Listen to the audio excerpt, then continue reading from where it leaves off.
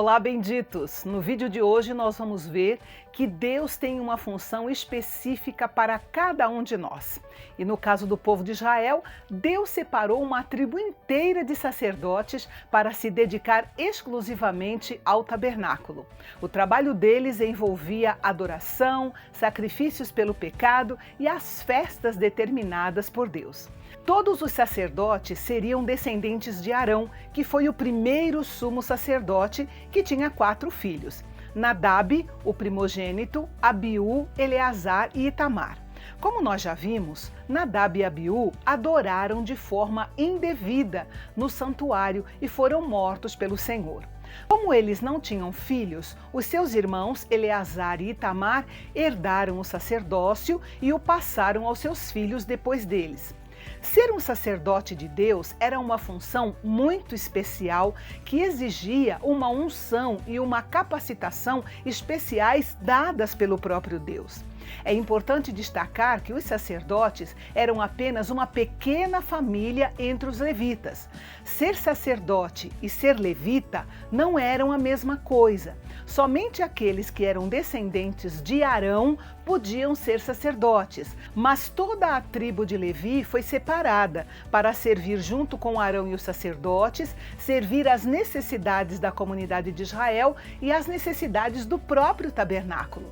Em alguns aspectos, ser um sacerdote era muito mais visível, talvez mais glamouroso do que ser um levita, mas era o serviço dos levitas que possibilitava o trabalho dos sacerdotes e era visto por Deus com o mesmo valor. Os levitas eram uma possessão especial de Deus. O próprio Deus separou os levitas do meio dos filhos de Israel no lugar de todos os primogênitos. Isso porque todo primogênito pertencia a Deus, fosse de homens ou animais. Mas como Deus não aceita sacrifício humano, então ele separou toda a tribo de Levi, simbolizando todos os primogênitos de Israel para serem totalmente dedicados a ele.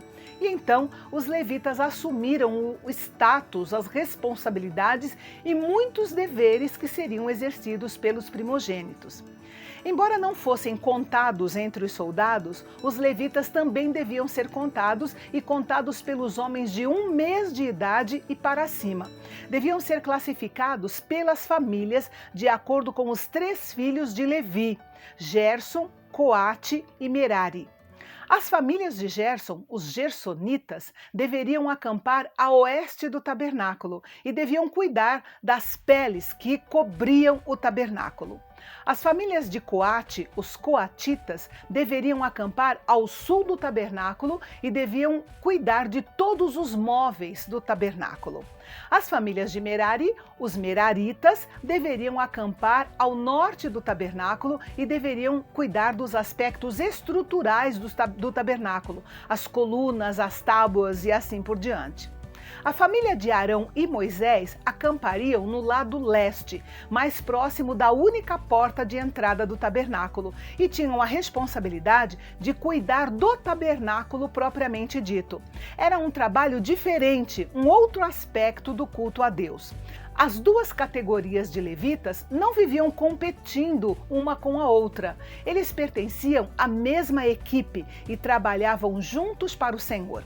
Perceba que na organização dada por Deus, ninguém ficava sobrecarregado. Deus os tornou interdependentes para que a sua obra fosse realizada com total compromisso e total organização. Não importa qual é a sua tarefa ou a sua posição no corpo de Cristo. Deus não faz acepção de pessoas. Ele vê a sinceridade com que você desempenha a sua tarefa. E com certeza, no tempo certo, Ele recompensará você por isso. Que o Senhor aumente a sua fé e a sua esperança para que você não desanime pela falta de reconhecimento humano. Lembre-se, você trabalha para o Senhor. Ele é o galardoador daqueles que o buscam e o servem com sinceridade de coração. E amanhã nós vamos ver como era desmontado e transportado o tabernáculo e quem deveria fazer o quê para que tudo fosse organizado e a marcha do povo de Deus não fosse atrasada. Mais uma vez, vamos ver o nosso Deus organizado entrando em ação. A gente se encontra amanhã. Deus te abençoe e até lá.